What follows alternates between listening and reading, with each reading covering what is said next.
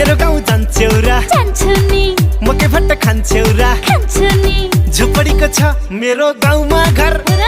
जतौला पाँचौ बारी लाउली कुर्ता सुरुवाल सारी घुमाइदेऊ न है मलाई तिम्रो गाउँभरि ओके